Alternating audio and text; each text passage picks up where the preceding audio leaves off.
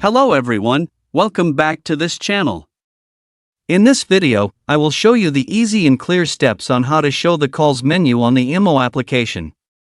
So how to show the calls menu on the IMO application?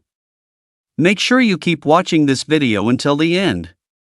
Let's get started right away. Firstly, open the IMO app on your Android device. This is the initial screen of the IMO app, and you can see it in the menu section here. Next, tap the profile icon in the top left of the screen. A scrolling menu will appear.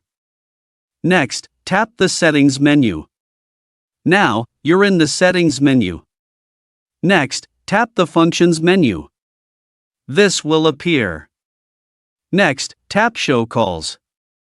Next, tap Confirm.